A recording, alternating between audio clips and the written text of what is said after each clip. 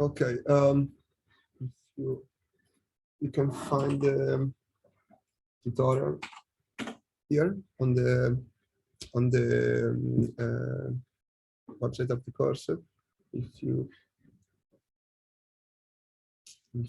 don't have it, I'm gonna run it directly in Colab, so we can go through it together.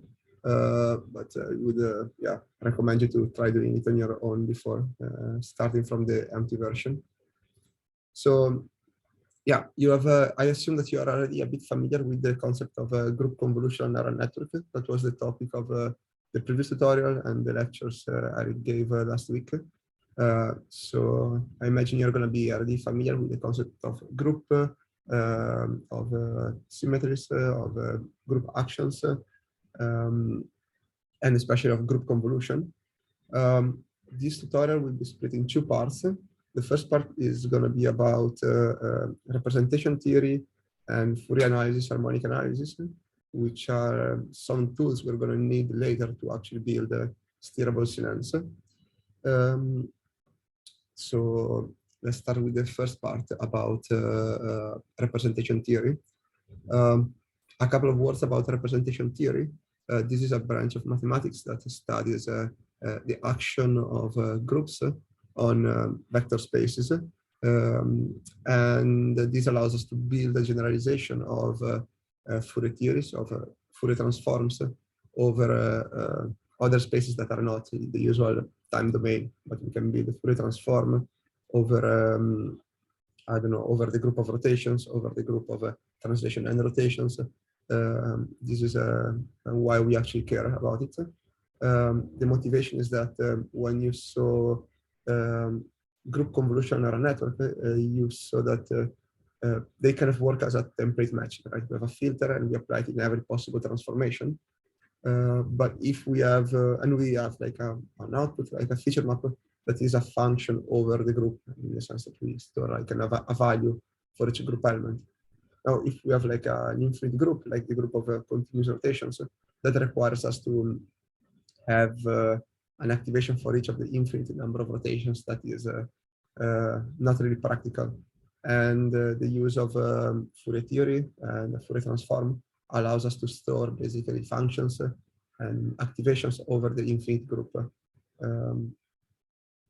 So, oh yeah, please feel free to interrupt me or send messages on the chat during the tutorial if you have any question. So yeah, we're gonna first start with some representation theory.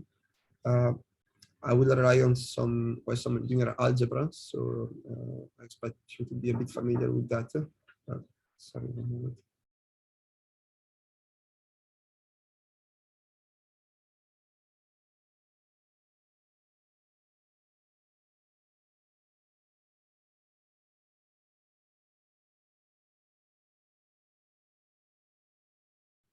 Okay, yeah, so we're going to start with some representation theory and linear algebra. This first part of the tutorial is just install a few libraries as usual. So if you've not yet, you're going to install NumPy, SciPy, PyTorch, and import some stored models, since we don't want to train these models on the fly now. And then we are going to install this library, which implements many of the routines we're going to need to implement groups, representations, and to play with them. You can install it normally with just pip install ES CNN. Okay, so the first thing is that we're going to talk about compact groups. Compact groups are generalization of discrete groups and include most of the groups we're going to care about. So groups of rotations and reflections are compact groups. We are going to use as a running example the group of 8 rotations. That is a discrete group. We're going to later generalize it to continuous rotations. We indicate the cyclic group of 8 rotations as a C8. Okay. And yeah, contains the 8 rotations by multiples of 2 pi divided by 8. So by multiples of 45 degrees rotations. We can instantiate a group as with this factory method. So we just call G equals cyclic group of n equals 8, right? And now we can generate this group. Group has this order method that returns you the actual number of elements in the group, which is indeed 8 for the cyclic group. We can also access the elements of the group. For example, the identity element. We can access it by just doing g.identity, and this is the rotation by 0 degrees, right? Or we can sample a random group element in this way. This is a rotation by 4 times 2 pi divided by 8, which is just a rotation by pi. And we can also combine group elements. So let's sample a couple of random group elements. And in this way, we can take the product of 2 elements. So here we use the usual binary group law to combine them, while this allows us to compute the inverse of a group element. So we see, for example, that if we take a rotation by pi and we combine it with a rotation by pi, we get a rotation by 2 pi that is equal to the identity. And the inverse of a rotation by pi is a rotation by pi. Okay, so this is just, to get used with the basic construction. Now we get into group representations.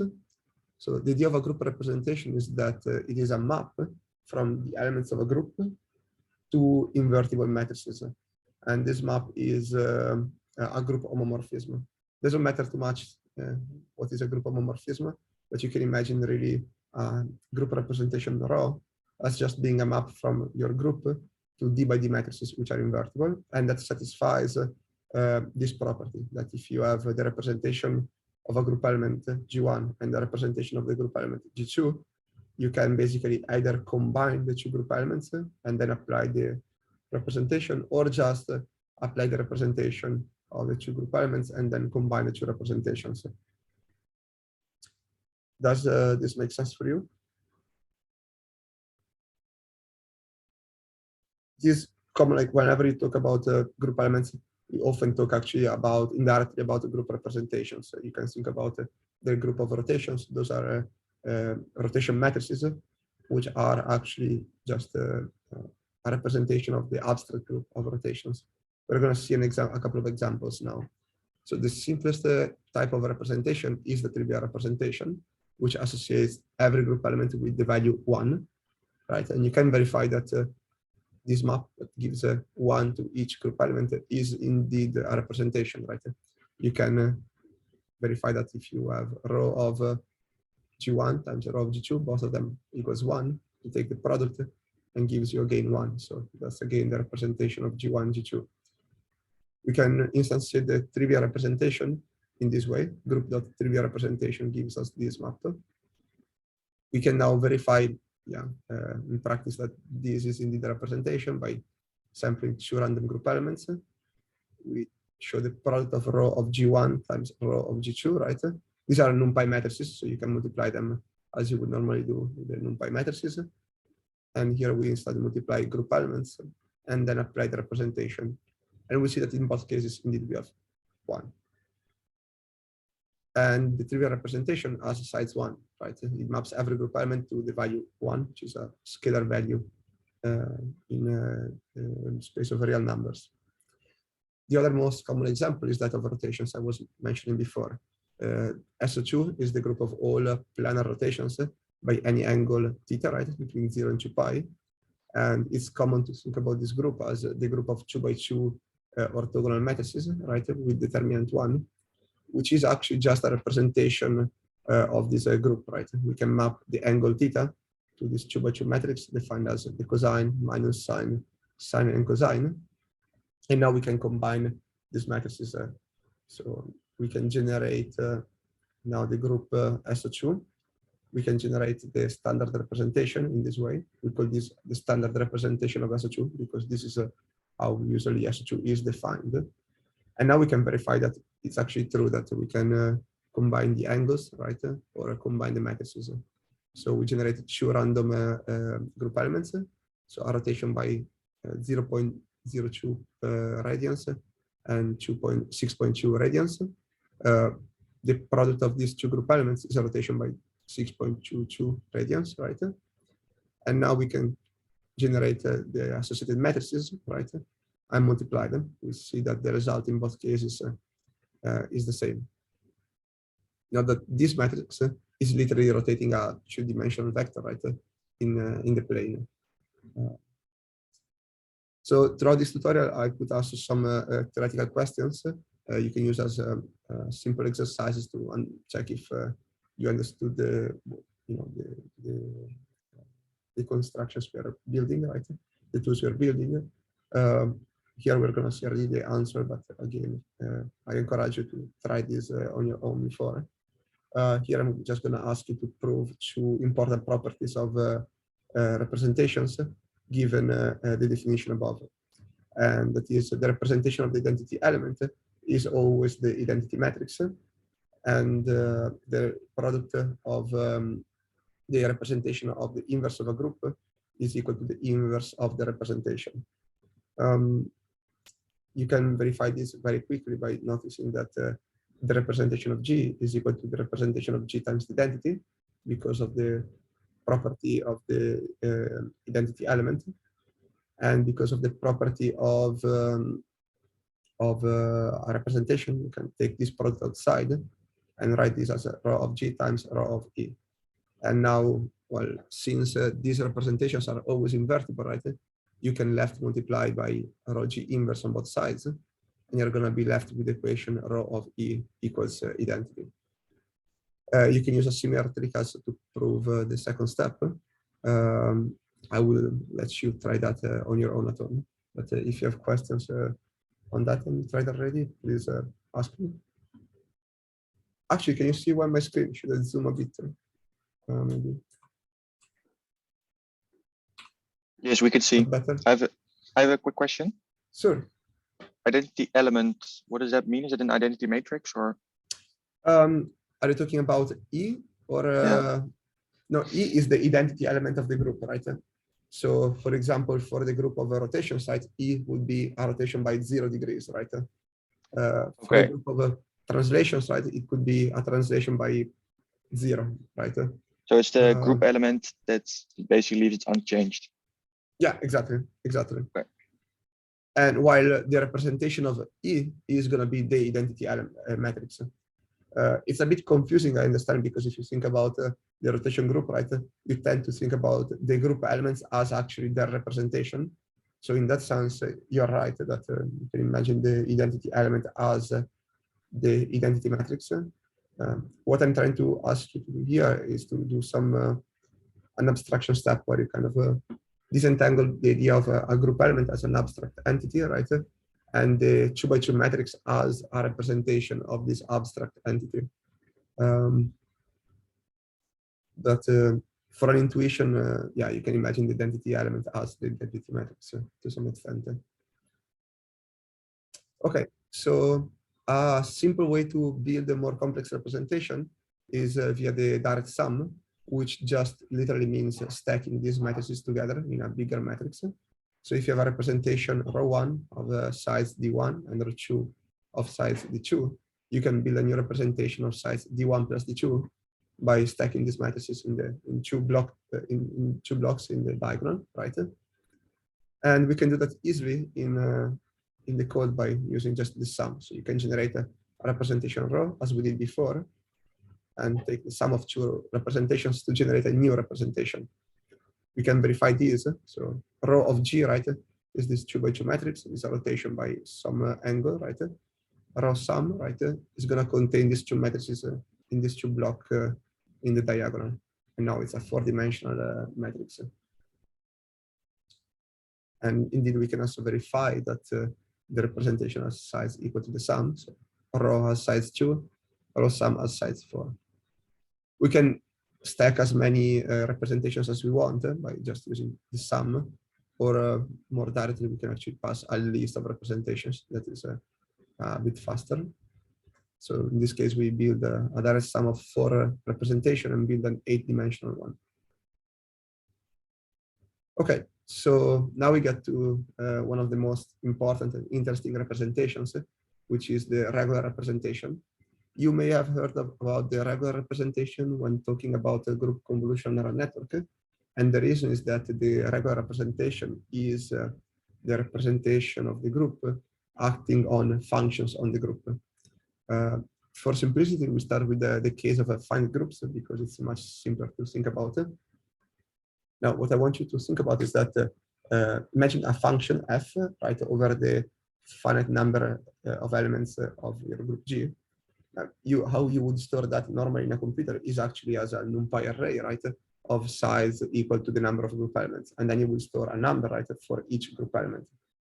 You can already see that this is actually, you know, a vector, right, which will belong to some vector space that is equal to R with dimension number of group elements of G.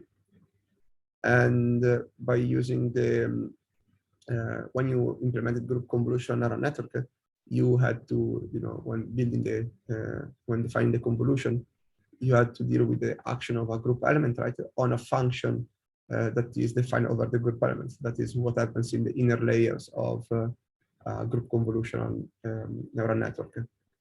So you have already seen what is the action of G, right, on a function on the group itself.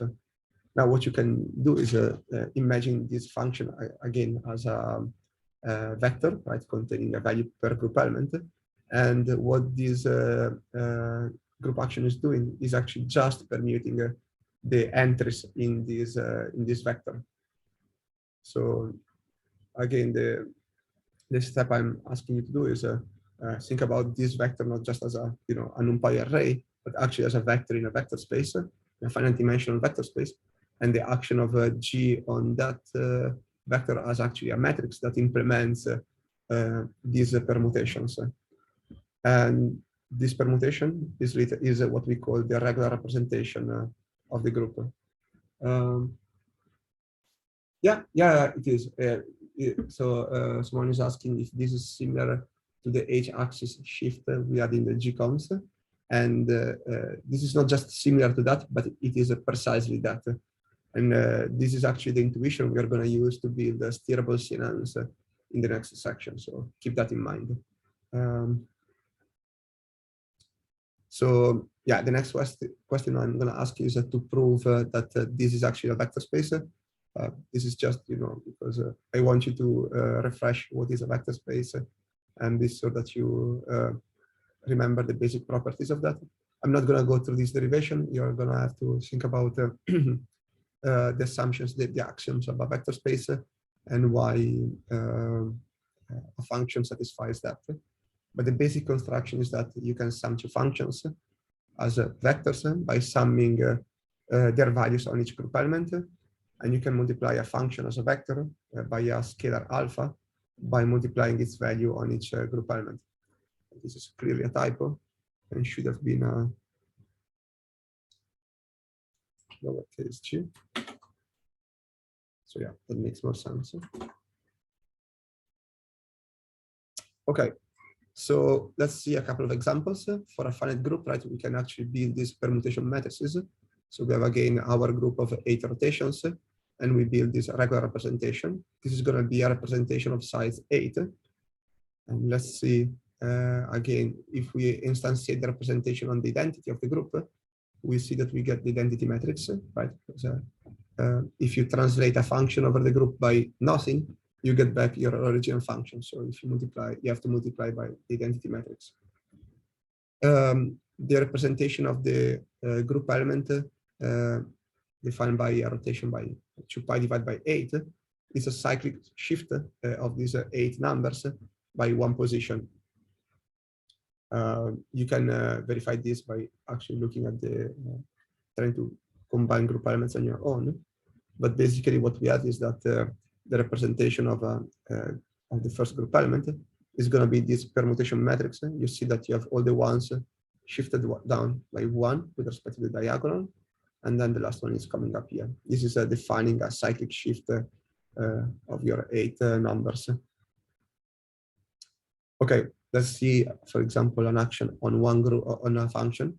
So we can define a function as, again, a NumPy array with the 8 numbers, right? We set all of them to 0 and the first one to 1. So we imagine this as a function that is at 0 over all the group elements. and this one on the identity. That's what we see here. Now, of course, as we saw before, if we multiply with the identity element, right, we get back the same function. That is what we verify here, right? Because a row of the identity is actually just identity. But if we multiply with the representation of the first group element, we have a cyclic shift to the right, right? We saw that this representation was a permutation matrix, right? And if we multiply it by f, it's just going to move the one step to the right. If we have the representation of the group, that element that contains 6 rotations, right, we're going to move by 6 steps cyclically. You can actually move, compile this. You can actually move by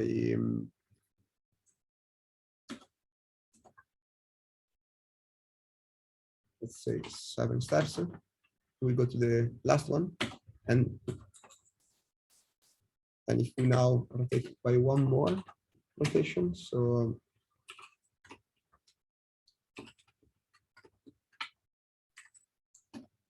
this is going to bring us back to the origin, because you move by 1 step plus 7 steps is a shift by 8 steps, and so you go back from the other side.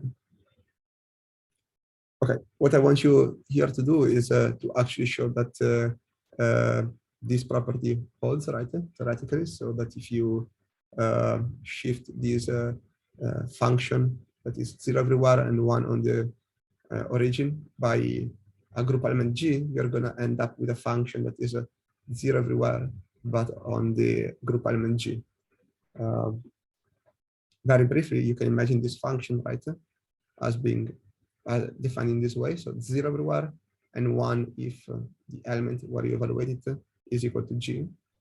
If you now rotate it by a group element G, you can do some algebraic manipulation, right, and show that this function is actually equal to the one that is, as we define here, right, 0 everywhere apart from G, by rotating the one that is 0 everywhere but for the identity. Does this make sense to you? I don't see any questions, so I want to give you a moment to think about this.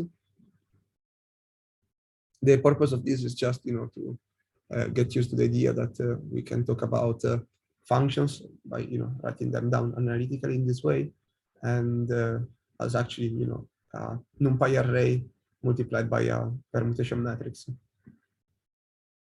Okay, if that is clear, I'm gonna proceed to the next section, which is that on equivalent representations. So two representations are equivalent if we can relate them by a change of basis Q. So let be Q an invertible matrix, and rho and rho prime two representation of size D. We call them equivalent if there is such a matrix Q, such that this property holds, right? And the purpose of this is that we want to express a representation independently of the basis we chose for the vector space we are considering. This is requiring some abstraction step in linear algebra, but imagine that the representation rho is acting on a 3D space without a choice of coordinates, right? And the rotation adaptation around the z-axis, you can imagine that without choosing what is the x and y axis, and that is still going to be a rotation around the z-axis. And this choice of q is just a way for us to describe this numerically, right? But it's not relevant for the general property that this is still a rotation around the z-axis. Regardless of the intuition behind this just allows us to build more complex representations in the same way as the direct sum did before. So now, given a bunch of representations, we can stack them together with the direct sum and then apply a change of basis Q to build a different representation. This is what we do here. We can stack two regular representations and two trivial representations, right? Trivial, regular, regular, trivial, and apply a change of basis Q to be the new representation. This is still going to be 18 dimensional, but now when you evaluate it, it will contain also this change of basis Q. The reason why it's important to introduce equivalent representations is that is to get to the concept of irreducible representations. So it turns out that every representation can be actually written in such a form here as a decomposition of a direct sum of smaller representations up to change of basis. And these smaller representations are what we call irreducible representations. So irreducible representation, or in short, IREPs, are these special smaller representations that are imagined well known for each group of interest, and they allow us to actually later form also what we call the Fourier transform on groups. We will denote, like if G is our group, we will denote with at G the set of all these irreducible representations. I'm asking you to kind of trust me here, like given a group G, we have this set of special representations called IREPs. And a simple example is that of a trivial representation. A trivial representation is the smallest we can go, right? A trivial representation is already one dimension. And it is what we call usually the first trivial representation. We can verify this by saying IREP of 0, right? Build the first IREP and then trivial representation, and we verify that they are actually equal to each other. I see a question. Someone is asking if a Q does it need to be does Q have to be some property, or can it be anything? So it needs to be just an invertible matrix. In practice, for the context of compact groups, we can actually always choose an orthogonal matrix, but it's not important. You can imagine a Q as being like an arbitrary change of basis. So it just needs to be invertible. Another example is that of a irreducible representation is that is the first one we index with J equals 1, which actually give us the rotation matrices.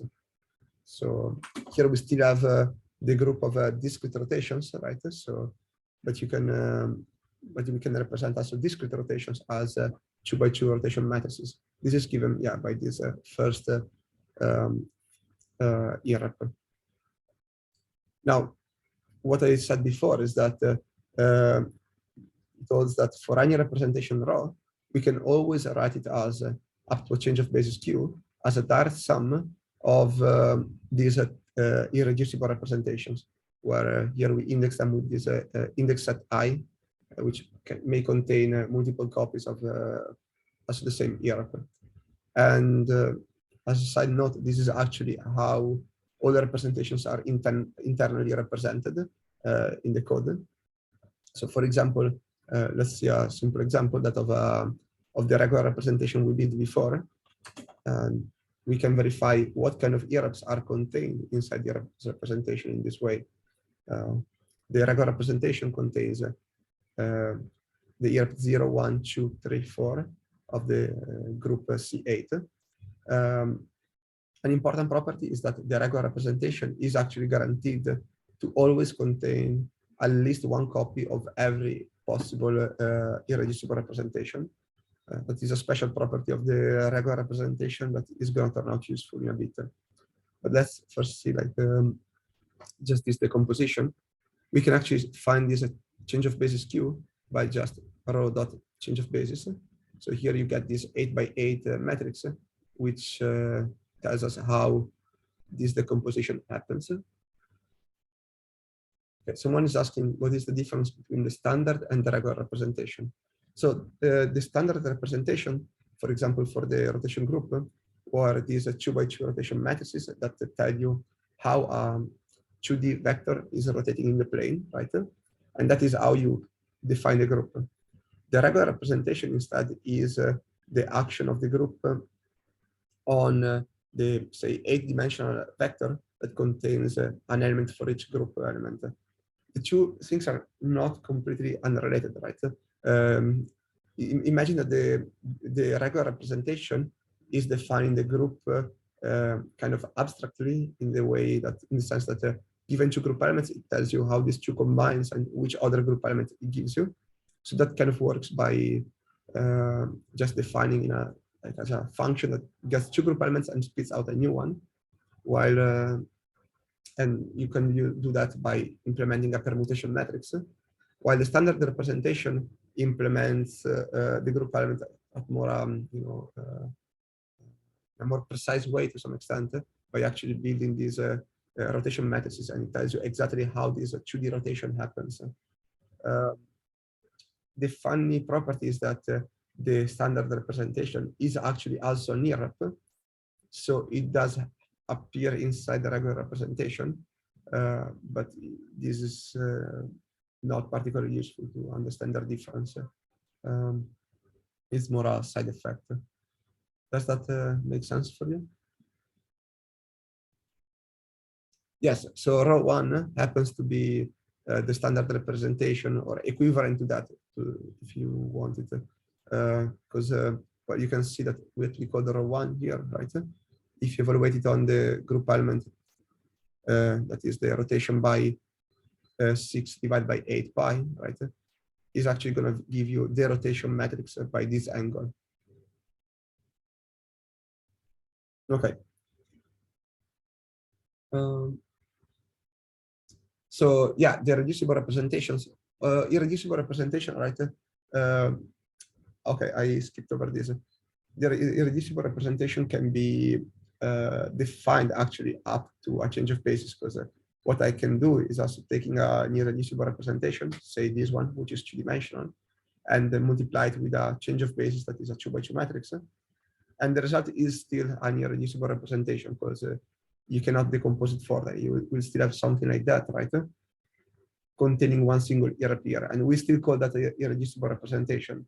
But you can imagine that what we do is picking one particular choice of group of irreducible representation, and we call them kind of, I don't know. So we refer to them as our standard irreducible representation. No, standard is a bad choice of word, because I used it before. Let's say like our reference irreducible representation, and then we write all the other ones in terms of that. This choice of a reference in irreducible representation is not really unique, but we can assume for the sake of this tutorial that they are, and they are given by our code. So yeah, assume that these irreducible representations are independent of the basis Q. Okay, so what we can try to do now is check, yeah, again, that the regular representation contains some IREPs.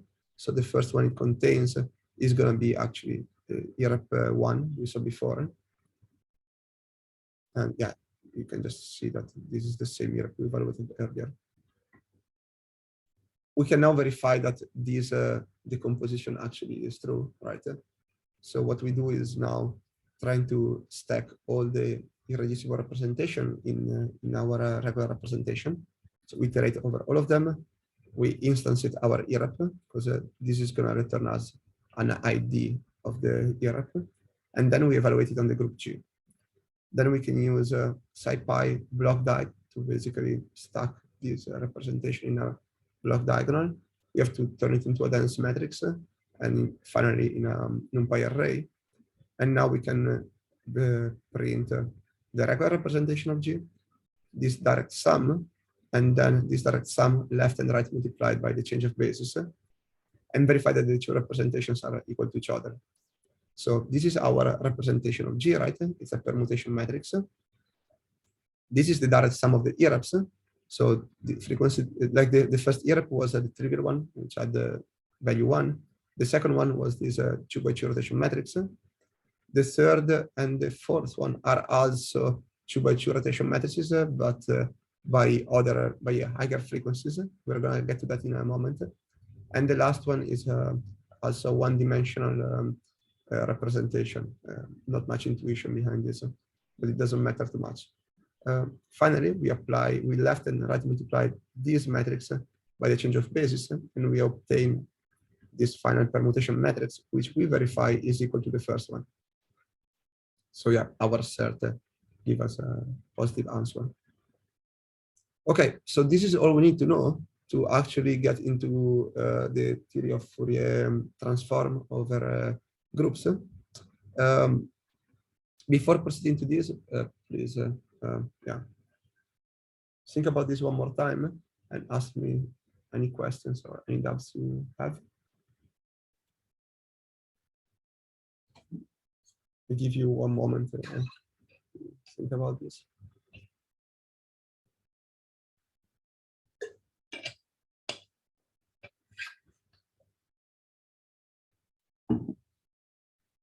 Okay, so we can proceed to the Fourier transform. Without proving it, we are going to use this theorem, which is the Peter-Weyl theorem, that tells us that if you look at all the irreducible representations, those are actually themselves functions over the group. They associate to each group element, right, a matrix. And you can imagine each entry of this matrix as an independent function over the group.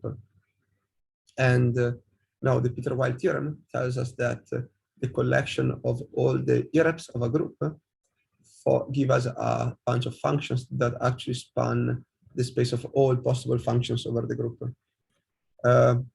Technically, those are square integrable functions. That's a technicality I don't want to get into. You can imagine that the set of all the irreps provides us a basis for functions over the group. We have seen before, and I put some emphasis on the fact that functions over a group are actually vectors in a vector space. So naturally, before we build the functions by evaluating the function over each group element and storing that in a vector, right? That is actually just a specific choice of basis for this vector space, where each axis is given by a group element, right? The value that the function take on that group element. But we can apply a change of basis on this vector space and get get an arbitrary parameterization of these functions. And that is what the Peter-Weyl theorem is telling us. Like the functions given by the irreps are just an alternative way to parameterize functions over the group. And this parameterization is actually what we are going to call a Fourier transform soon. So as an example, here this time I'm going to use the dihedral group D8, which is a group of 8 rotations and mirroring along the x-axis. The reason why I'm using this group will be clearer later, but for the moment, let's see what this group looks like. So we can build it in this way. Verify it has 16 elements because it has 8 rotations and 8 rotations combined with the reflection for a total of 16 elements. We can access the reflection element in this way. It contains a rotation by 0 degrees, right? And minus indicates that there has been a reflection. As earlier, we can build a rotation by 2 times 2 pi divided by 8. This is represented by the rotation and plus, which means there was no reflection. And we can now combine the two of them to basically generate an element that contains first a reflection and then a rotation by this angle. We can actually directly instantiate it in this way. So this one means there is a reflection before. And again, we can actually combine group elements as usual. The full list of group elements comes in this way. So we first have all the rotations and then all the reflections followed by rotation for a total of 16 elements. Okay, now let's get into the Fourier transform. So now what I state here is what I've already said before, that the irreps provide, the entries of the irreps provide a basis for the space of functions. So that means that a function f, right, that goes from our group to a real number, right, can be written as the sum over all possible irreps. If you remember, this is how I called the set of all the irreps. Then we have the sum over all the entries of the irrep, right? So m and n index the entries of our IRP row J. And then we have a scalar coefficient, right? This is the weight we give to this particular function times the IRP, right? Evaluated on the group element G. And then we look at the entry M and N. Then we also have this square root of the dimension of row of G. This is not important, but it's important. It's just relevant to make sure that this basis is actually normalized, but it does not matter too much. Let me emphasize this again.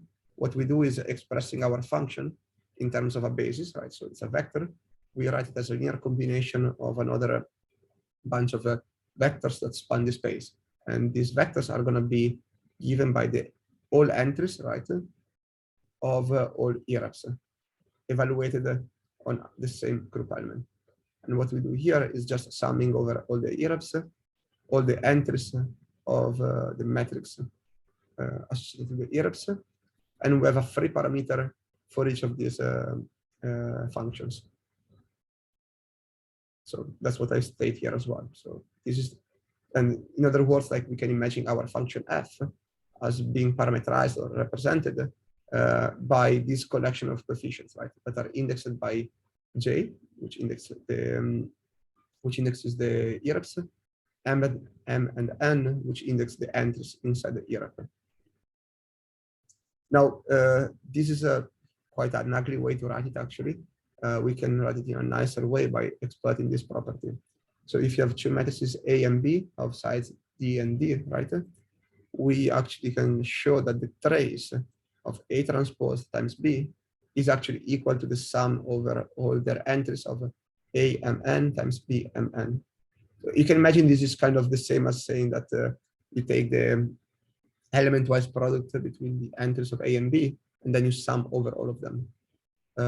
So you can, I don't know, imagine that you take A and B, you vectorize them, right?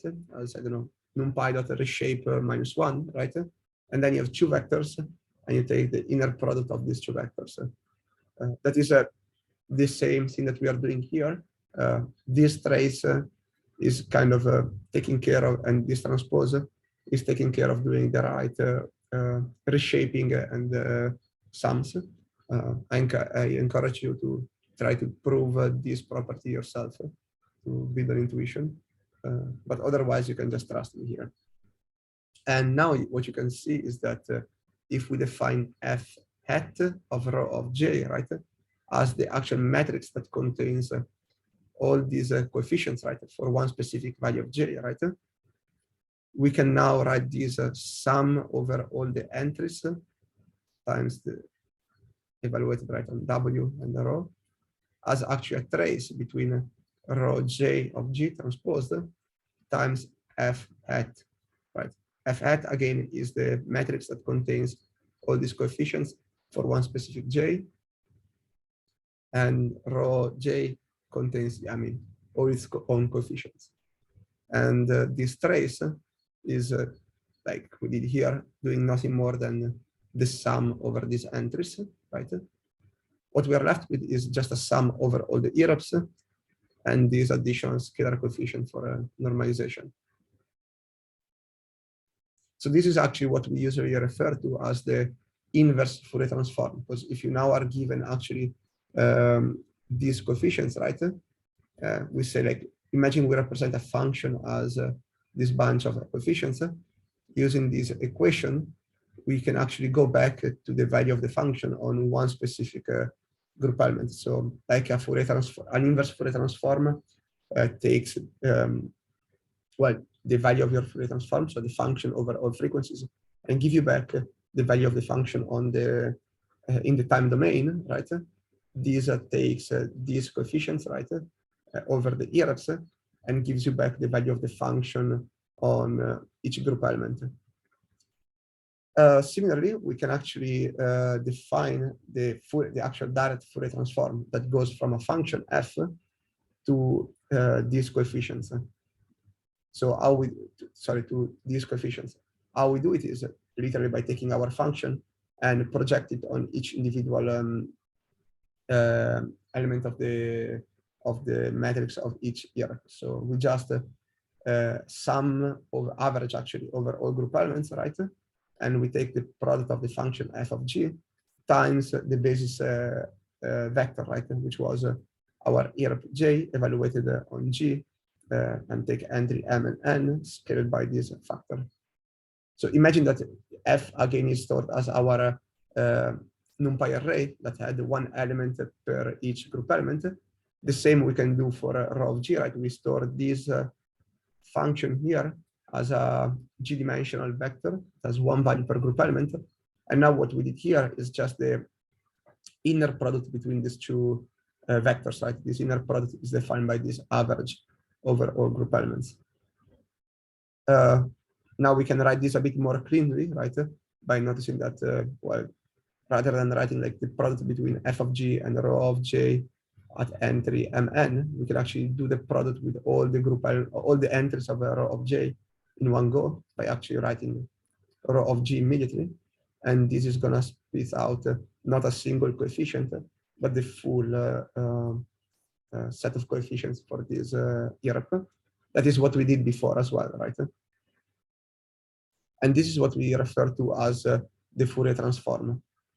So to relate the concept of a Fourier transform we define here with the one you may be familiar with from I don't know, signal processing or normal harmonic analysis, you can imagine the function f over g as being your normal function over the time, right, on the time domain, and f hat of rho of j as being instead is the function over the frequencies that you get. And there is like a nice relation between actually the irps of the group and actually the irps and the frequencies in the Fourier transform. You can really imagine that rho of j is actually a frequency where j kind of indexes a frequency. And it's not too far as an interpretation because what we see before was that the first irp, right, rho of 0 was actually an irp that was 1 everywhere. That is like a frequency 0 function. The rho 1 was associating a rotation matrix to each group element, right? And that is similar to a frequency 1. The other rho j were actually associating a matrix which rotates j times faster. So j2 is a matrix that rotates by twice that angle. j3 is a matrix that rotates by 3 times that angle. So it really has this interpretation as a rotational frequency in this sense. In the case the group G is not finite, we cannot really sum over the group elements, but we just replace this sum with an integral, and the rest is all the same. So let's see now an example of what is going on here. Now what we have is that we can again check the irps of the other group. It has 7 irps. We can check again that the trivial representation is given by the first irp. This time we index them with 0, 0. Doesn't matter too much. Now we're going to try to implement this inverse Fourier transform and Fourier transform for the other group, the 8. What we're going to do is literally just implement these equations you see here. I left it to you as an exercise. Here is the solution. We really just, iterate over the group element over the irps. We evaluate the irp on every group element and stack them, and then just take the product, as we said before, as a sum between our functions stored as a value per group element, and we take the mean over the group axis. I don't want to go too much in detail on how the implementation works because you can try this at home, and it's just implementation of these equations. What I want to convince you of is that this works. So we can now try that. So we generate a function as a random vector, which is 16-dimensional. We can now take the Fourier transform of that, which is going to return you a matrix for each irp. And we can then take the inverse Fourier transform of these coefficients, right, to generate back the function. And now we're going to check that the two functions are equal to each other, which well, is the case. So we can actually try to plot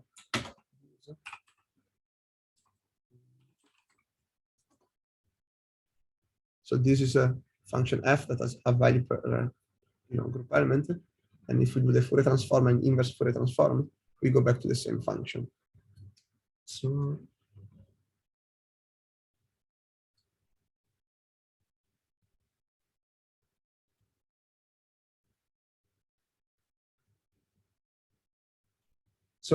yeah, the nice intuition, the nice relation between this and the Fourier transform happens if you have actually the rotation group, because the rotation group looks like a circle, right?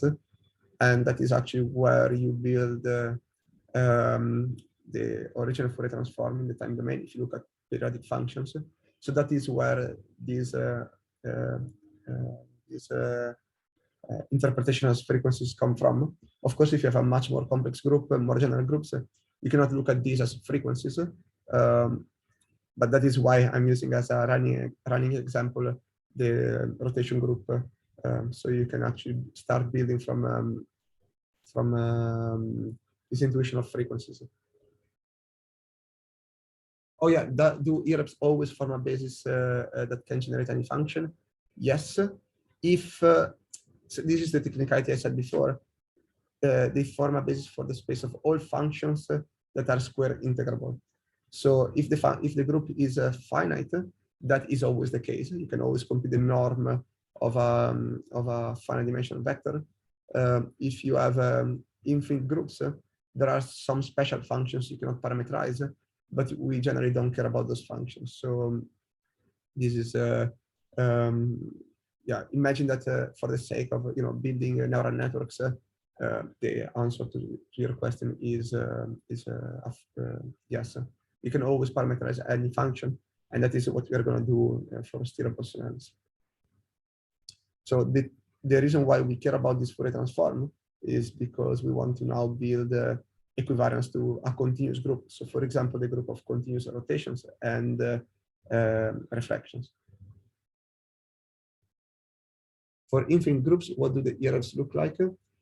Is the number of EREPs dependent on the cardinality of our group? Yes, it is, because as you have seen before, right? The regular representation has a size which is equal to the group number of group elements, right? And we said that the regular representation contains all EREPs. So if you have more group elements, you're going to have also more EREPs. In the case where you have infinite group elements, you're going to have indeed infinite EREPs, and that is what we're going to see now with the group O2. So let's actually see what they look like. We first build the group O2. The group O2 is infinite, so order is not going to tell you anything, it's just going to tell me -1. Because the group is infinite, right, we cannot build a Fourier transform as before by summing over group all infinite EREPs, because we cannot iterate over them. But what we do is actually considering a subset of the EREPs, which allows us to basically parameterize functions which are band limited, like in a normal, I don't know, in a normal harmonic analysis for signals, right? You will store only, you will take a Fourier transform of your signal and consider only a band limited version of that, right? So a smoother version. In the same sense, here we consider a smoother version of our signal, of our function over the group, by picking a finite number of EREPs. The equations don't change at all. The only difference is that we sum over a subset G tilde of the EREPs. So now again, I ask you to implement this Fourier transform and inverse Fourier transform, but by only using a subset of the EREPs. The formulation is pretty similar. We can now plot these functions. So first we generate a function by actually generating a random values for its Fourier transform. So here we have, like, for each EREP, we generate a random matrix of the size of the EREP. And here we generated only the EREPs up to frequency 3. We cannot store the function evaluated on all group elements, so we're gonna just sample it on 100 random positions. So first we generate 100 position by generating 100 rotation angles and 100 rotation angles and reflections. And now we plot our function. So what we did here is, evaluating using the inverse Fourier transform, our function parameterized by these coefficients on each group element. And then we plotted this as a function of the angle. So as the group contains all the rotations and reflections, right? We're going to have a function defined on the rotations, sorry, the blue one, and a function defined on the rotations and the reflections. This is what we see here. And yeah, you can see that now we parameterize a function over the whole group element.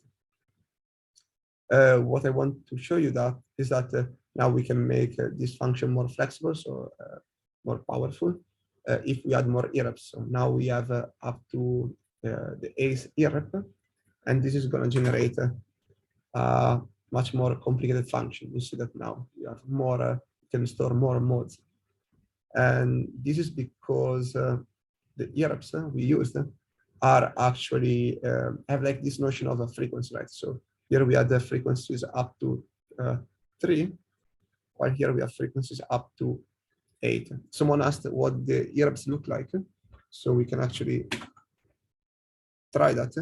So g dot irrep 0,0, right, is going to give us our trivial representation.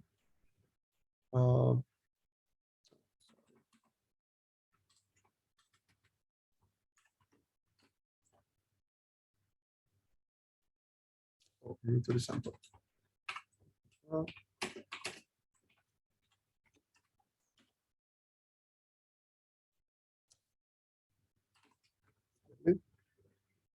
So this is going to be always 1. Let me also print it.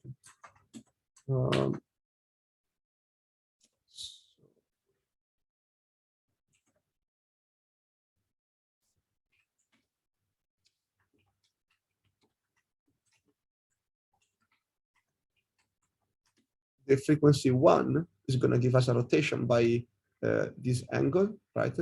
And possibly a reflection, but there's no reflection. The frequency 2 is going to give us a rotation by, basically, we can actually verify this.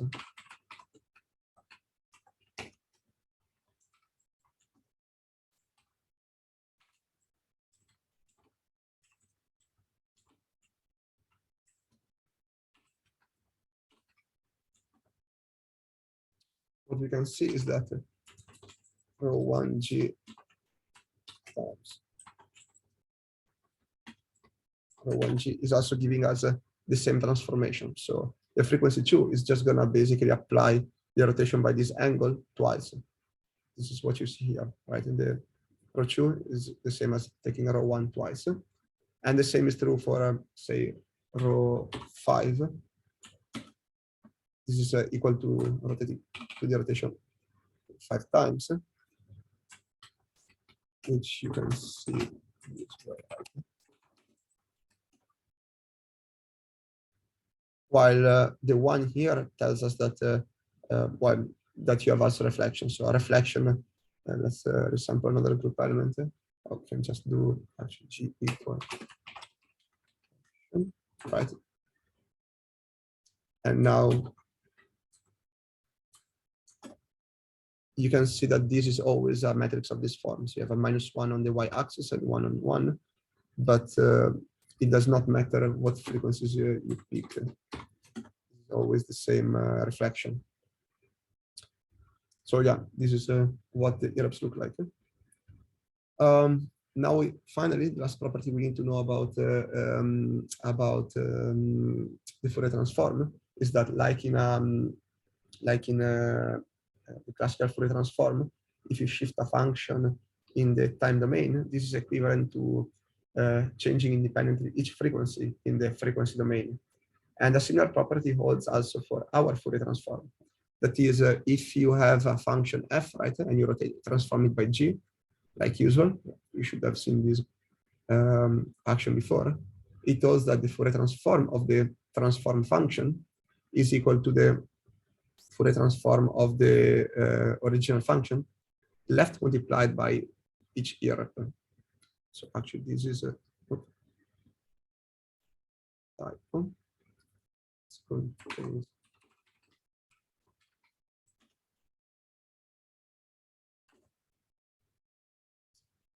So your Fourier transform will contain a matrix for each IRAP, and you're gonna rotate each of them independently by their own IRAP evaluated on G.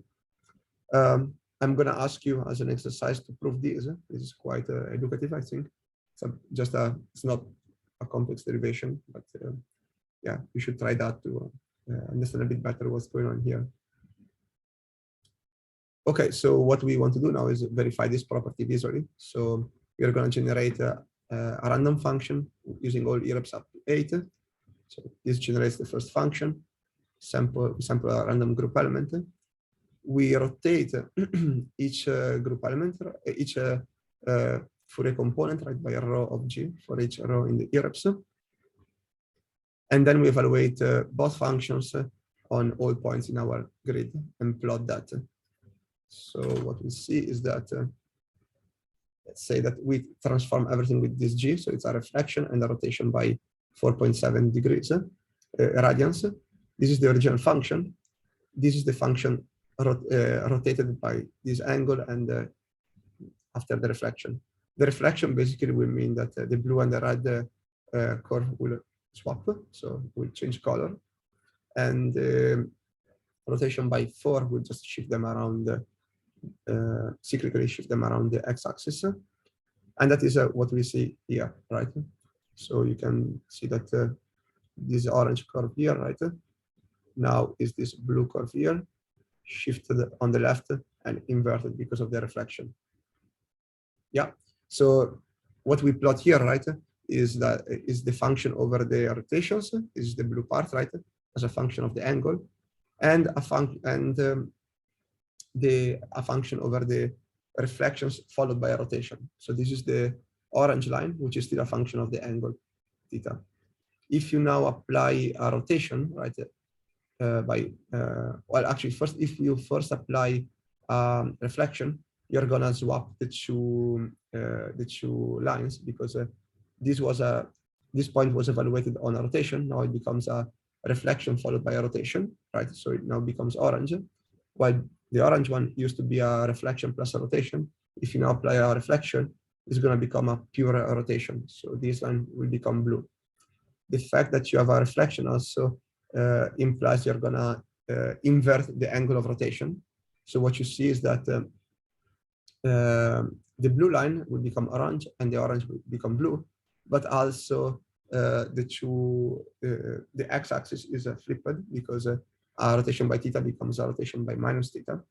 So what you see is that, look at this pattern, right? This orange line following this pattern is now it becomes this blue line following the same pattern, but the other way around, right? It moves from right to left, right, going up, while here it goes from left to right, and it's shifted by some amount which corresponds to this angle.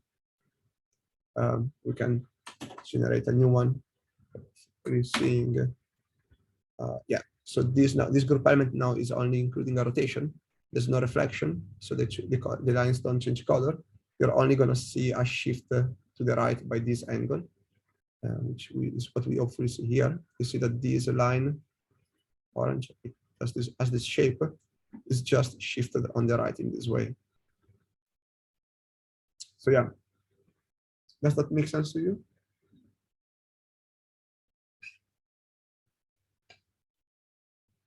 I hope so. Okay, so now what I want to do is relating this back to the regular representation. What we saw before, right, was that the regular representation. Yeah, so what we saw before with the regular representation is just that we store, this vector f, right, as a vector f that contains all the group elements, and we saw that any representation can be decomposed into a direct sum of IRAPs, right, with a change of basis. We also saw now that we can represent any function by a bunch of coefficients that corresponds to each IRAP. And now what we are going to do is merging together these two intuitions, because it turns out that they are very related. In practice, the change of basis that we introduced before, when I said that the regular representation can be decomposed in a direct sum of IRAPs, is precisely the Fourier transform we implemented now. if you look back at the previous equation, the Fourier transform is doing nothing more than taking a linear combination of the values of the function evaluated on each point, right, to generate a new value for each irrep, right? And the other way around, the inverse Fourier transform is just linearly combining the values of our the function evaluated on each irrep, and to give us basically the value of the function on one group element. And all those things can be actually implemented as, you know, just a matrix multiplication, which is our change of basis Q before. I'm not going to go in detail into this derivation. This is just a bit an intuition and comes from actually just vectorizing a bunch of matrices. You can try that on your own. But this is the trick I mentioned before. So our regular representation before can be written as a change of basis and then a direct sum over all irreps, where this is just a way to specify how many times each irrep appears. And this is actually how we implement the regular representation. So we think about the matrix Q as our inverse Fourier transform. We verify this now for the Dieter group for simplicity. So what we do is building the all the irreps with the right multiplicity. We build the regular representation, and we verify that the two are actually equal to each other. But Q is the change of basis as we built it before. And well, it turns out that the regular representation built in this way contains the same irreps we analytically derived, you know, by using the Fourier transform we defined before. For the sake of time, I'm going to skip a bit over this because this is just a proof of concept. And this part is to implement the regular representation of SO2. One small detail I want to add here is that I did use O2 rather than SO2 as an example, because at the very beginning I said that the irreps form a basis for functions over the group. That is not entirely true everywhere. They span the space of function, but they may contain some redundant function. For example, that is sometimes that is the case of SO2, since the irreps have this form where you have cosine, sine, minus sine, and cosine, and you can see that basically this column contains the same function that is contained here, right? So to build a basis, you actually have to get rid of these entries.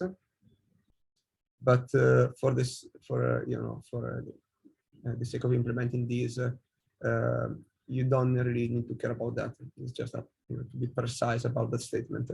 And anyways, in general, what you're going to do is build regular representations in this way. You're going to call this spectral regular representation, which is automatically going to build all the irreps you need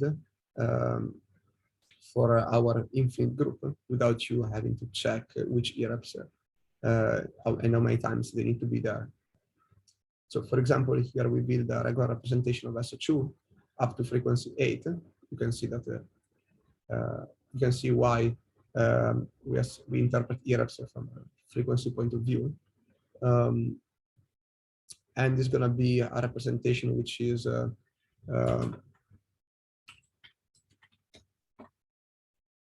15-dimensional, because you have 7 irreps of frequency greater than 1, which are 2-dimensional. So 7 times 2 gives you 14, plus the 0, which is 1-dimensional, so it's 15. But you don't need to compute how many times each of them appear. Okay, with this, we are ready to proceed to the second part, which goes into how we build steerable scenarios. Again, I will stop here for a moment. We'll pause one moment to let you think about this and ask questions if you have any doubts.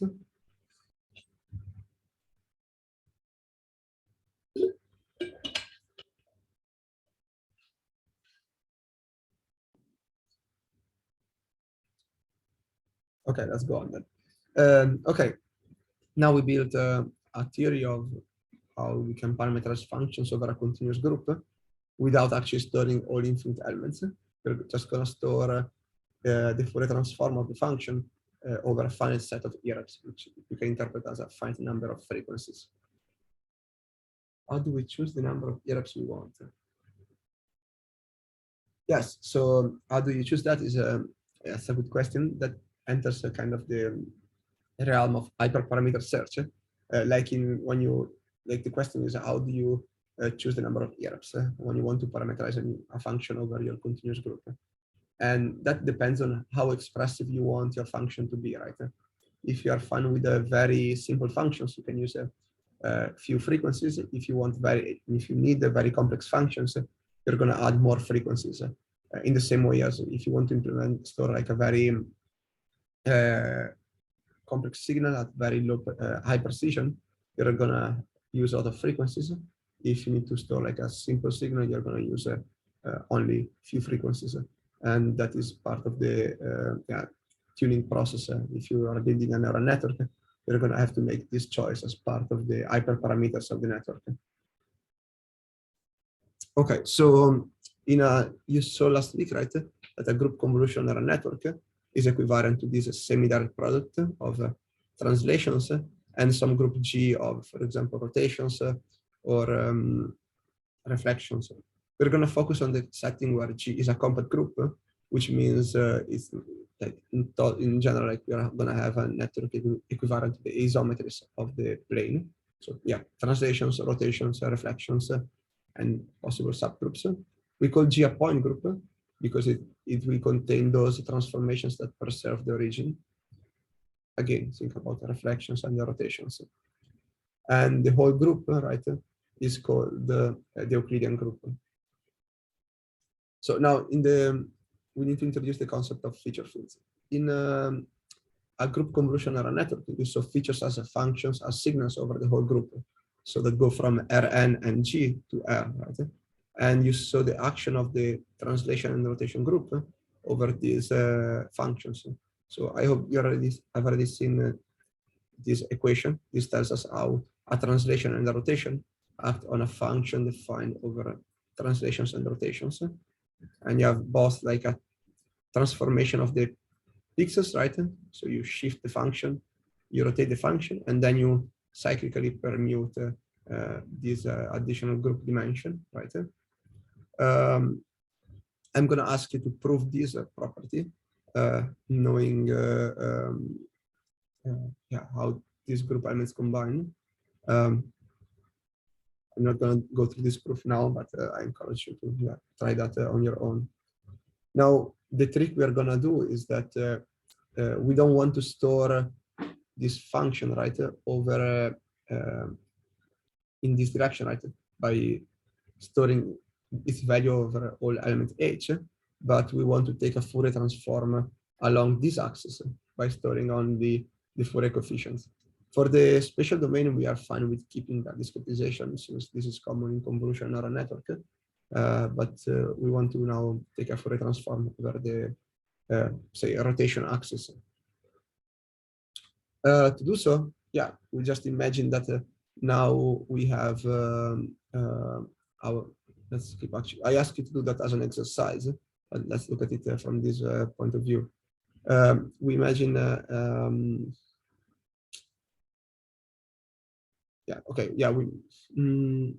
we imagine our function f, right, evaluated on a point x, so on a single pixel, right, as the stack of the vectorization of all the Fourier coefficients. So again, imagine f of x and a group element g, say, right? This used to be your old group convolutional network. You take the Fourier transform along this axis here. This is going to give you a bunch of matrices, one for each irrep. You now vectorize all of them and stack them using the direct sum to build basically C-dimensional vector, right, that contains all these coefficients. This C-dimensional vector, right, is what transforms under the spectral regular representation we defined in the previous section. So now you can imagine your features not being any more functions over the group elements over Rn and G, but as being functions, right, over the pixels Rn that map you to not a single output channel, but to C output channels. And this C output channels contains the Fourier coefficients of your Fourier transform. We're going to call rho, right? The representation is a regular representation of your group G, which acts on each ERP independently. And now we interpreted this function f not anymore as a as a feature, but as a feature vector field. And the reason why we call this a feature vector field is that the action of the group on f is going to have this form. So you still shift around the pixels by x, you rotate them by g, but now the action of g that before was along this group dimension, right? Turns into a multiplication by the representation rho of G on these C channels. I'm going to ask you to prove this in this exercise. It's quite a short proof, but can be quite helpful to understand what's going on. If you have tried that already and you have some doubts, please ask that. Can be a bit tricky to imagine what's going on. So we can also see a couple of visualizations.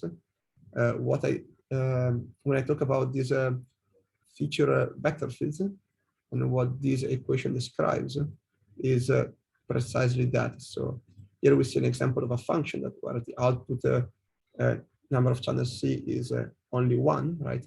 And it transforms with just a frequency 0. So imagine a function band limited up to frequency 0. So there's nothing changing, right? Rho of G is just 1. So if you have a function that is like a color function, right? Imagine like a normal image, you rotate it, you're gonna just move the pixel around, but you're not gonna change the value of your channels. If instead you have as rho the representation, the frequency 1 representation, the ERP, right, of frequency 1, this means you have 2 output channels, and the multiplication by rho is gonna move. Is going to also rotate the 2-dimensional vectors, right, attached to each pixel. Someone is asking, why did we have to do this? So yeah, what is the problem of modeling our function over our space and our group? That is, there is not a problem if you have a finite number of group elements. So suppose that you want to have equivariance to n rotations. Our goal here is to reach equivariance to continuous rotations, right? So we cannot store the value of the function over all infinite groups. But what we are going to do is storing a Fourier transform of the function, and we're going to just use a finite number of frequencies. You can imagine that one approach is discretizing the group, the function in the group domain. The approach we're doing now is discretizing the group, the functions in the frequency domain by picking on a finite number of frequencies.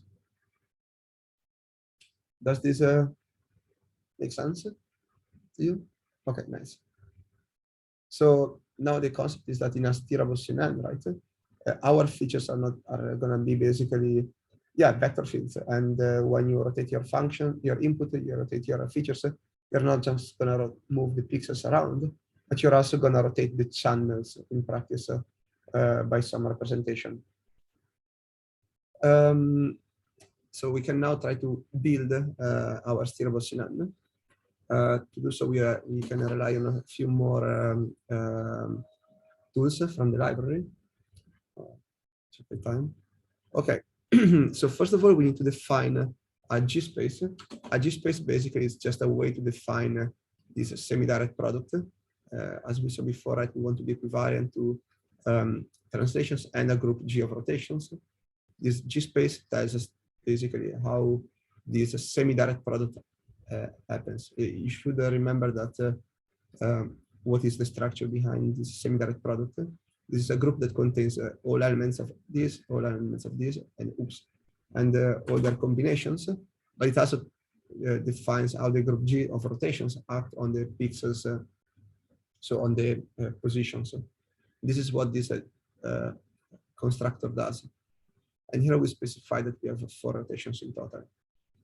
We can access the group of 4 rotations, like the point group, in this way, so as a fiber group of our G space. This commas,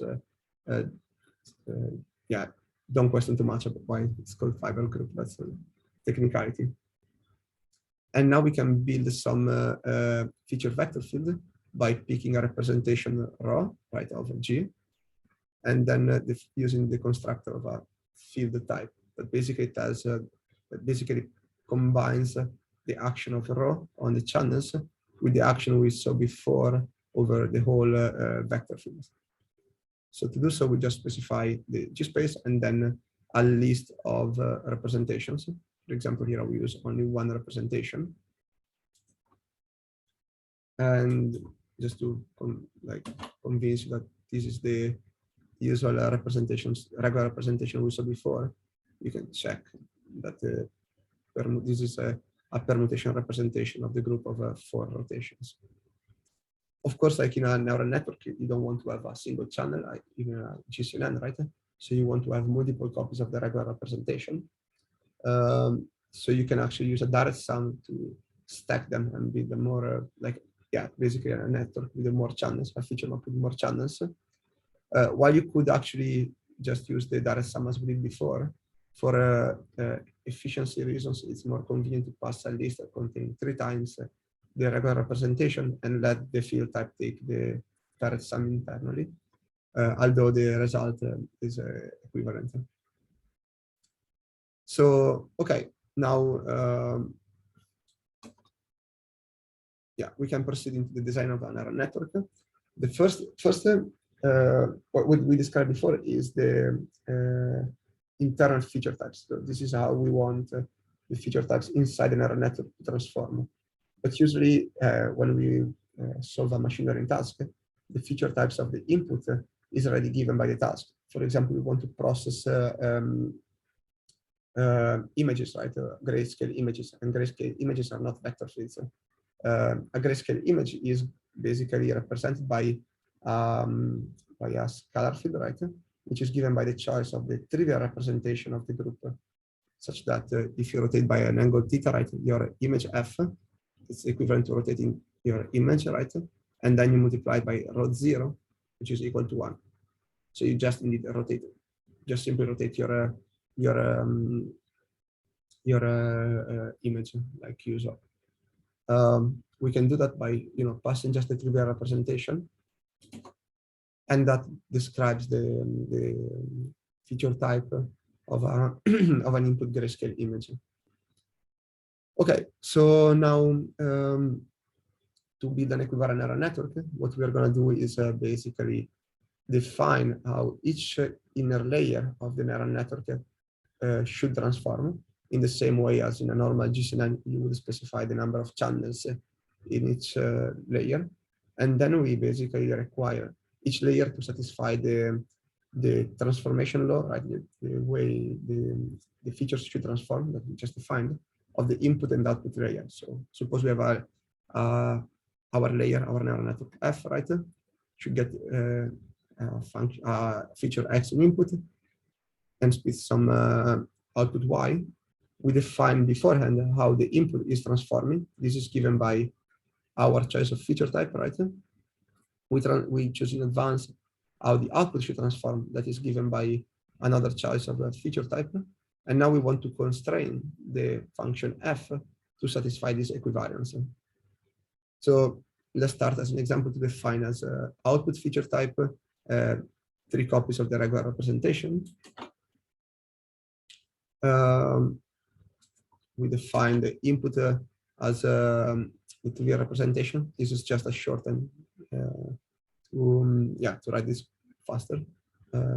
Just some syntactic sugar. And let's start now to talk about each different layer we can consider.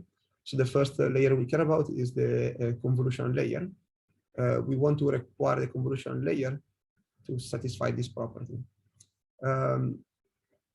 Now, we will not prove that, but you can show that if you choose the representation rho in input and the representation rho out in output, respectively with the C in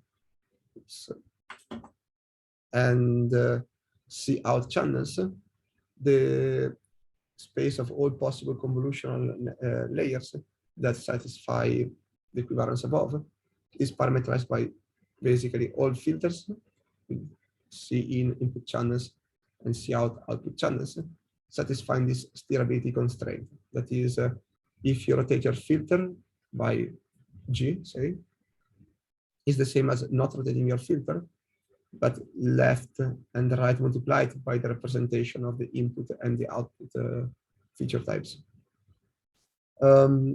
We don't prove this, that's quite complicated, but what I want you to try is to show that this property actually guarantees equivariance. So if you now run a normal conv2D, for example, using a filter K that has this property, it is true that rotation commute with that. So if you take a rotated version of your input, you convolve with the filter K, you're gonna obtain a rotated version of your output, where rotations are defined as before, right, by moving the pixel and transforming the channels. What are we trying to achieve with these three regular fields? Why three and not one? Oh, okay. Well, three is just a choice of an example. It's just an example. Like in a normal neural network, you would have n regular fields. A regular field, right? Let me draw this comparison. Like in a normal GCNN, right? You would have had chosen a number of channels, right? And then you would have a function over the whole group. You would have like n functions over the group, where each function is one independent channel. Now, we have seen before, right, that the regular representation is actually just a way to store the function over the group, at least over the rotation part of it, right? So if you now choose three regular fields, it's the same as saying I'm going to have a GCNN with three channels. If you choose one single regular field, right, it's the same as saying I have one single one single channel in my hidden layer. Now I'm using three for the sake of the example. So is it like setting the filter bank size? Yeah, you can think about it this way. It's the number of, it basically is related to the number of output channels that you want to use. So if you have in input just an image, and in output you have three regular fields, it means you're going to use three independent filters, each rotated and translated in every possible way. So yeah, okay, nice. And so I'm not going to go through the derivation of this, but it's quite simple. You just need to basically write down the definition of this convolution, right? Expand the definition of this transformation, replace K with this property, right?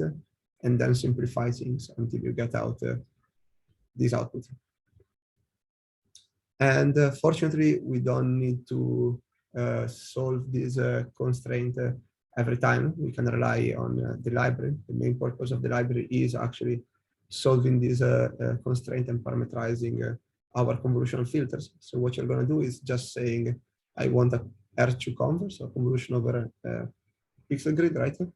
Which is equivalent to this input transformation type and this output transformation type. And we are using, for simplicity, a kernel size of 3. So we're going to use a 3x3 filters. Now, this is similar to a normal PyTorch module, but is not going to accept an input PyTorch tensor. We have to wrap PyTorch tensors inside a geometric tensor, which is just a way to associate the right field type to our geometric tensors. And internally, the R2conv is going to do some type checking. Just checking that the geometric tensor we pass in input is associated with the right representation. So we can take a random image, right? 32 by 32 with one single input channel, batch size of 4. We wrap it inside this inside a geometric tensor with this feature type. And we just now verify that indeed X is a geometric tensor, and you can access the original tensor as X.tensor. Now, very simply, as you would normally do in PyTorch, you can, oops, yeah, I forgot to actually define it. You can actually run it as y equals conv of x. This is going to generate our new output geometric tensor. We can verify that the type of y is of the actual output type of the convolution. And we now verify that this is actually equivariant. So for each element in G, so each of the 90 degrees rotations, we try to transform x by that rotation. We apply convolution on it. We get the output. And now we try to transform the output by the same group element and check that the two results are equal to each other. We can do something similar for nonlinearities. We provide a bunch of nonlinearities like ReLU. You just need to define the feature type they are working with. ReLU is a pointwise nonlinearity, so it requires you to use a permutation representation to be equivariant. But your usual regular representation is a good choice. And as before, we can just plug our output tensor inside the ReLU function to get the output one. We can again verify that this is equivariant in a similar way. Now, of course, we want to build a deeper neural network, not just with a single convolution in the ReLU. To do so, we can, yeah, as before, combine them directly, right? All right, and there is some internal tab checking, right? Which would just verify that the output of the convolution is not matching the input of the ReLU. You see that the ReLU expect type in, but the convolution splits out type out. So when you're gonna combine them, it's gonna give an error. This is all taken care by the sequential module. You can actually stack a sequence of layers, right? Which are gonna be run in a sequence, and internally the module is gonna check that everything works.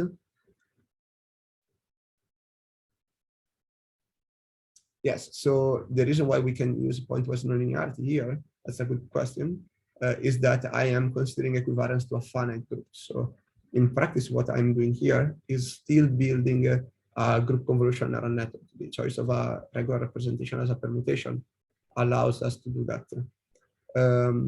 Soon we will see that this does not work. If you, for example, use other representations, such as the irreducible representations that we saw before, the pointwise nonlinearity will break equivariance because they don't commute with the permutations. But for the moment, we are still using just a permutation representation. That is the regular representation. That is the reason why I'm using it now, just for the sake of building a neural network. But later we will have to replace it. So, okay, now we have a deeper neural network. We verify that it is equivariant. Well, of course, I need to first define it.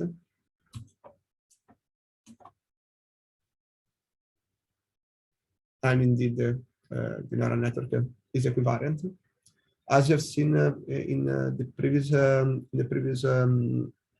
module and also in Eric's lectures, we want to finish our neural network with an invariant layer that averages over all group elements, right?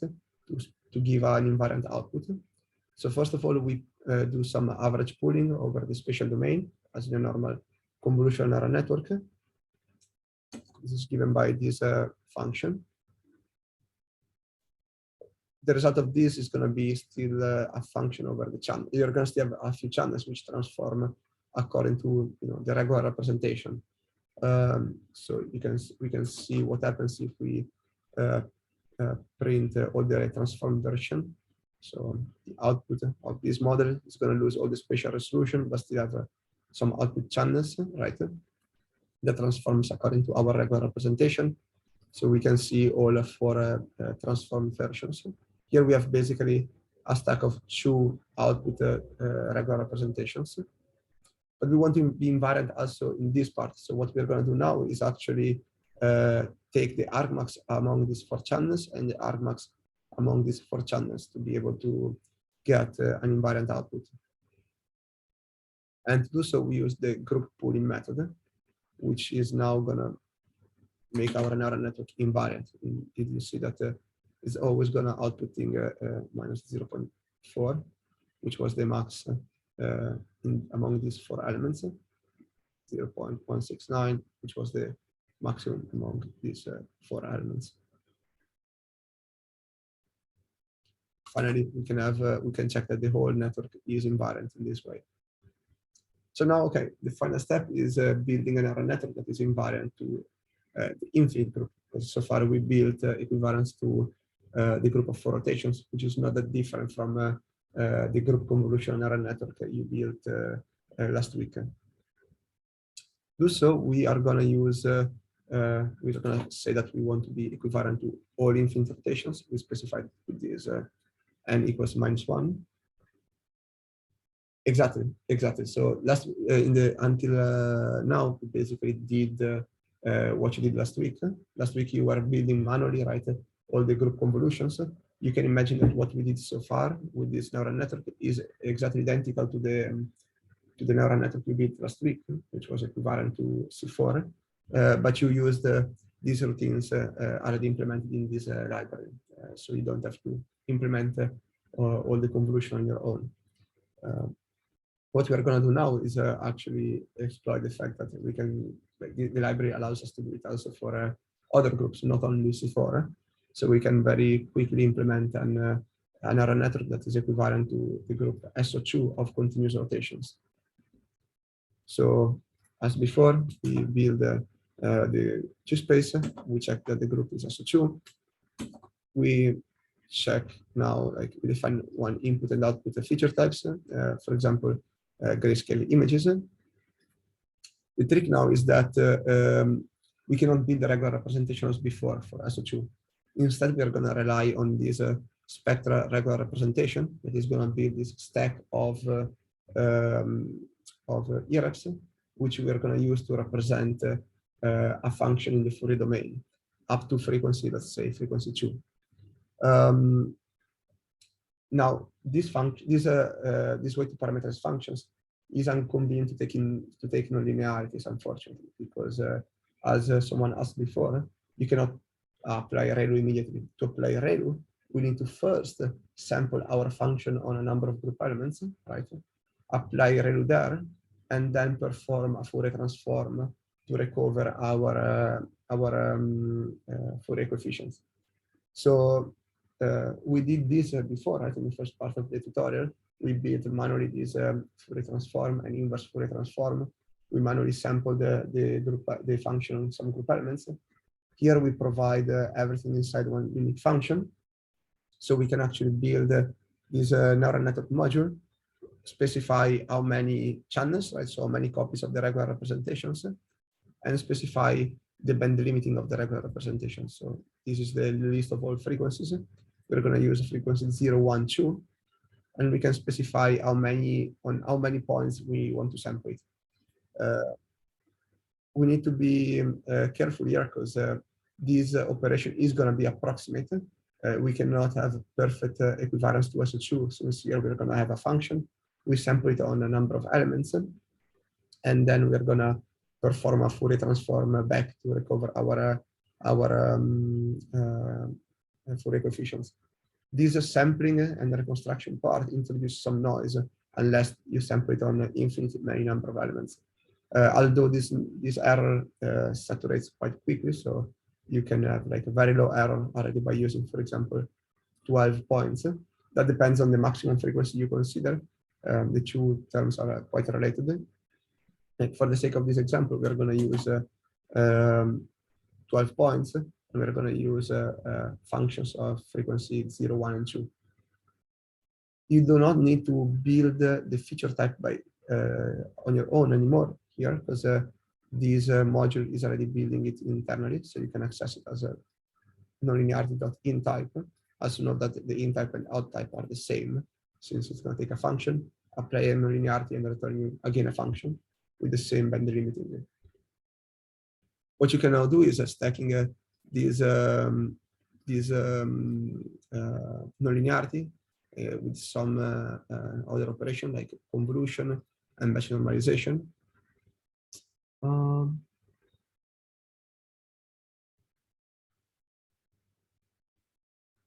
Does it make sense to skip irreps? So like having something like 0, 1, 3, 5, right? Well, if there is nothing preventing you to do that, there is like a numerical reason why it is convenient to get them in order. And that is, as I said, right, there is some approximation going on here, right? You're going to sample your function, you're going to approximate with a finite number of samples, and the higher is the frequency that you consider, the more sample you're going to need. But now if you use EREPS, I don't know, say on EREPS 5, that means you're going to need many samples, but then you're going to recover a very low dimensional function because you have only one single frequency. So, but at this point, you've already sampled already a lot of points, which allow you to also reconstruct all the lower frequencies. So that is similar to the concept of sampling theorem, if you're familiar with that. So there's nothing preventing you to not use lower frequencies, but the argument is that you have already sampled sufficiently enough to recover high frequencies, so you can actually get us the low frequencies out at the same cost. So again, 16, 3, and 12 are hyperparameters. Yes. So 16, imagine, is the number of channels in your group convolution neural network, right? 3 is the maximum frequency you use to represent the function over the group. So 3 would be kind of the equivalent of saying the number of group elements that you care about when you have a GCN, right? If you want to be equivalent to C4 or C8, rather than thinking about it as a C8 and C4, you think about it as a SO2, but how precisely, how expressive do you need to be over SO2? And 12 is actually doing something similar to, again, choosing C8 and C or C4, because it's the number of points you sample. The difference is that here we are kind of disentangling the two things. When you build a GCN, right, you pick a number of rotations, and that is simultaneously telling you how many rotations you're equivalent to and how expressive you are, right? While here, this 3 is going to tell you how expressive you are, and this 12 is going to tell you how precisely equivalent you are. So this is kind of a way to achieve these two properties independently. Does that make sense to you?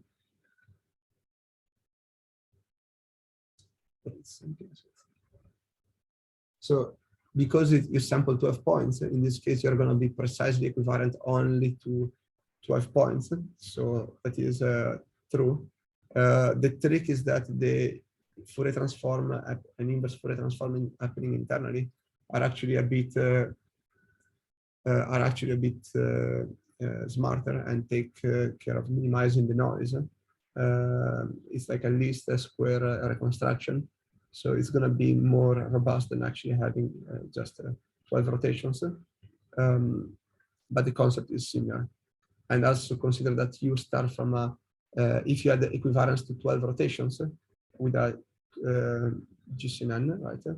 You would have actually frequencies up to 6, for example, which is more expressive, but it's also more costly.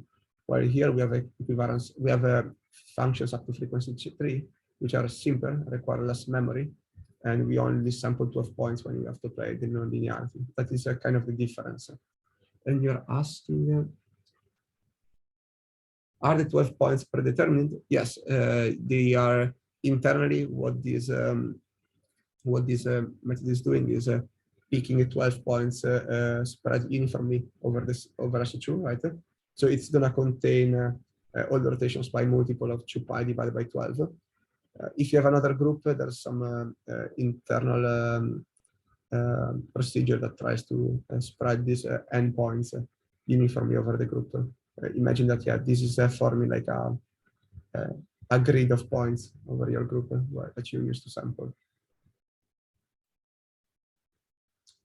Okay, so now you can basically build a simple neural network with some convolution, batch normalization, nonlinearity. Note that we use a bit larger kernel, like kernel size 7.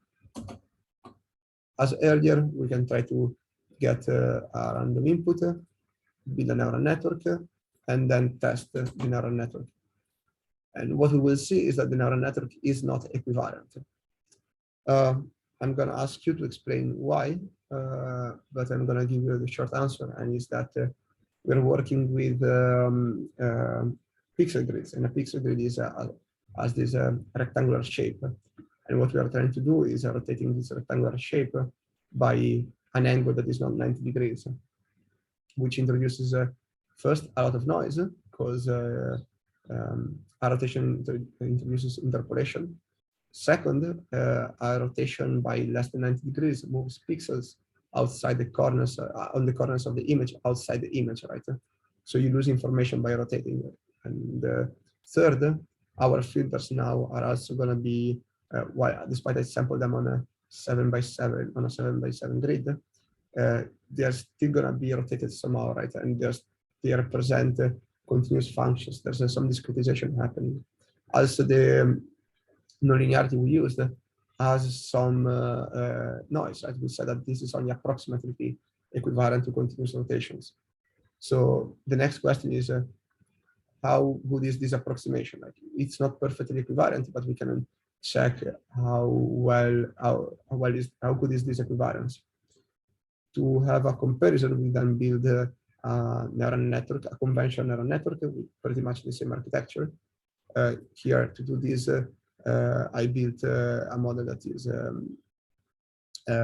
equivalent to, I specify that.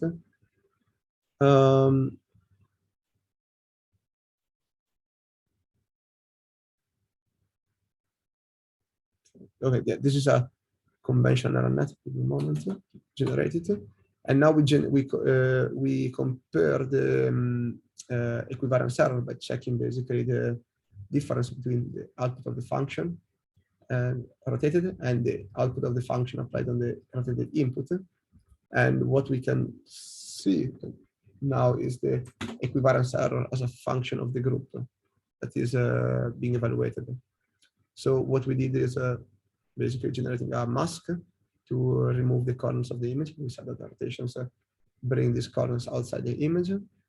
We then generate some random feature maps, we mask them out.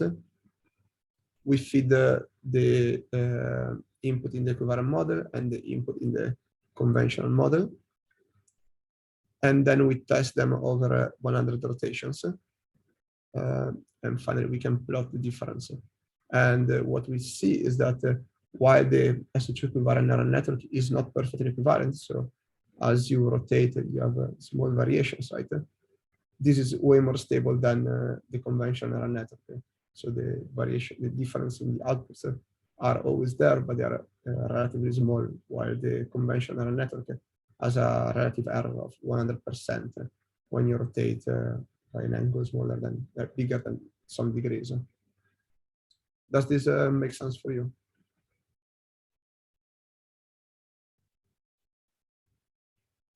Almost done with the tutorial. The last step is actually building a real neural network, not just actually a neural network, and try it on MNIST.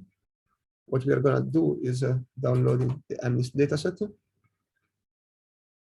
We are going to import some utility functions to train the neural network. We generate the dataset, which is going to contain rotated digits. Now we generate three datasets. One we use for training, which contains rotated digits. One for testing that contains rotated digits, and also one for testing without the rotated digits for verify the equivalence later. While the datasets get generated, we can now look at our SHO equivalent architecture. This is going to be very similar to your GCNN. The difference is that rather than specifying the regular representation, you're just going to use the building blocks we defined earlier. So we first specify the input type for the grayscale input images. So this is given by the trivial representation with a single copy. We are going to define the mask module because we need to mask out the corners of the input images at the beginning. And then we are going to have a bunch of blocks, each block containing a convolution, batch, norm, and activation, where the activation defines the number of channels in our group convolution, the maximum frequency, and the number of points where we sample it. into PyTorch, we can specify in place for optimization, since we have a batch run before. We're going to use, in general, frequencies up to 4, and we're going to sample 16 points. So the first layer has 8 channels, the second has 16 channels, the third one has 32 channels, then again 32 channels, until we get to the last layer where we apply and final average pooling. This anti-aliased average pooling is gonna do some convolution with a Gaussian smoothing kernel before downsampling to avoid aliasing artifacts. All right, no, sorry, this is just the first pooling layer. Then again, we have 1, 2 more blocks, and this is finally followed by a final pooling layer, again, anti-aliased. And finally, we have our invariant map. In this case, we're going to use a simple convolution with a 1x1 filter that maps from the output type, which was our regular representation, to number C of trivial representations, which are invariant, such that now we can use our final classification layer, which is our usual, I don't know, a simple PyTorch MLP containing batch norm, ALU, and a linear function. Internally, the forward method will first take image, right? We are gonna wrap it inside the right input type to generate a geometric tensor. We are gonna mask it to remove the corners of the image, and then we are just gonna plug it in the first and second block, then the first pooling layer, and so on until we get to the final layer. We apply our invariant map to generate invariant features. Then we extract the invariant tensor and feed it inside the final fully connected neural network to perform classification. We can now instantiate this model and test it on on an image. So this testing is going to take one image and is going to evaluate the neural network on n rotated versions of the image. So let's check if the neural network is equivariant. Here we take the neural network at initialization, feed 20 rotated versions of a first image from the test set. And what we see is that actually the logits in output are quite stable under rotation. So you see that the output of class 0 is not changing much, and the same is true for all other classes, although the neural network has not been trained yet. We can now proceed with the training part. This is the training pipeline is pretty similar to a normal neural network, since all the equivariance happens inside of this module in the initialization. But the forward pass, you can see that it takes a normal PyTorch tensor and outputs another PyTorch tensor. So you can use the standard PyTorch training loops. So let's try to train this neural network. Of course, I store the checkpoints for simplicity, but you're all right. But you can try to train this neural network on your own.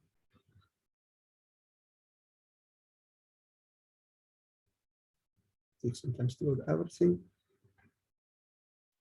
and test the method, the neural network.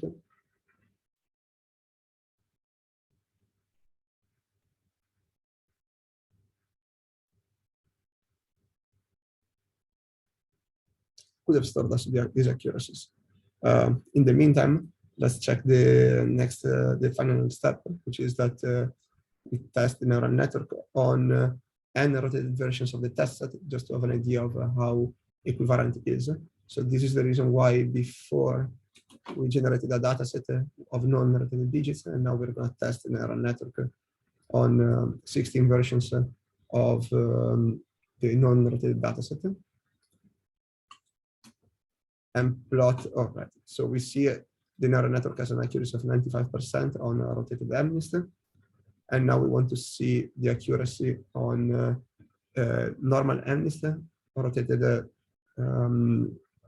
16 times. We see that the accuracy fluctuates over the rotations, but is still like in between 95.2 and 95.5% of accuracy. For comparison, we build a similar GCN equivalent to 90 degrees rotations, like the one you built last week. The procedure is quite similar. We can now train it in the same way and test it in the same way. And finally compare the accuracies between the two models over the rotated versions of the dataset.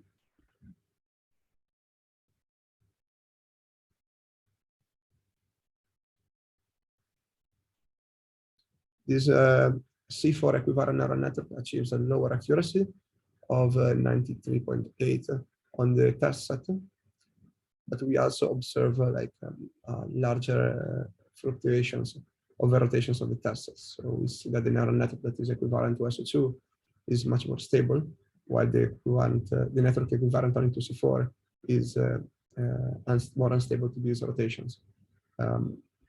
Higher stability to rotations for the SO2 model can be also obtained by increasing the number of samples in the nonlinearities, using larger filters, or using more or less band-limited features. So there's some space of tuning there. And I will leave that to you as an exercise to try at home. But yeah, this concludes the last part of the tutorial. If you are curious about learning more about this theory of steerable systems, I left a few references, but I would recommend first, just playing around with the tutorial and trying to play with the concepts of representations, steerable convolutional layers, and you can just change a bit this tutorial to play around with these tools. I think we are perfectly on time. If you have other questions, yeah, you can please ask me or drop me an email. I think we're going to give another run of this tutorial next week. By then, hopefully, I've had a bit more time also to look into the lectures and you have had time to try that yourself. So yeah, feel free to join again next week and ask questions if you have doubts, if you have had doubts in the meantime. What should one look for when building such a network? From a practitioner point of view, yeah, from a practitioner point of view, things are a bit different. I would recommend, starting with generally speaking, with the simpler things. So that is, sometimes last week someone was asking, why would you use a GCN when you can use a steerable CNN that is equivalent to more groups? And the basic answer is that from a practitioner point of view, it's always good to start from something simpler. So I would recommend, generally speaking, starting from a C4 equivalent neural network, build on top of that, and then trying to achieve a higher equivariance and see how far you can go with that.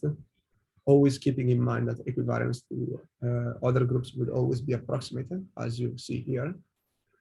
You see there is a margin of improvement, but that is coming from tuning the right hyperparameters. Like we have hyperparameters that specify the discretization of SO2. We have hyperparameters that describe the band limiting of the functions on SO2.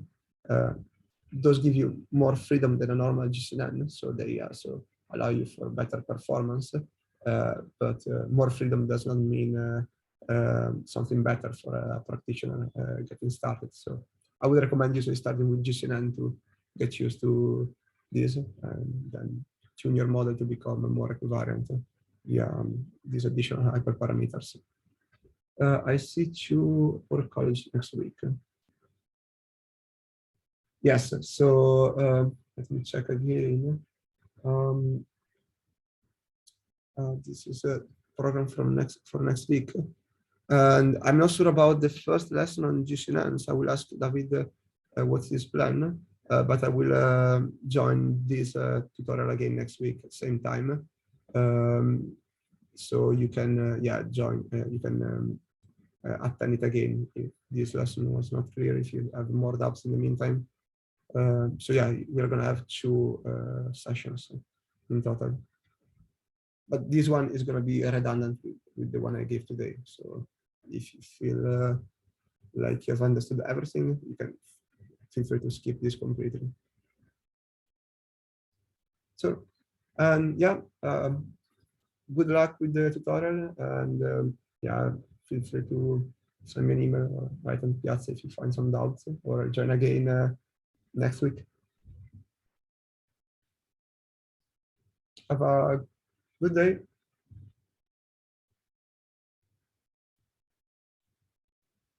Happy that it was intuitive for some people. Bye bye. I need to stop sharing.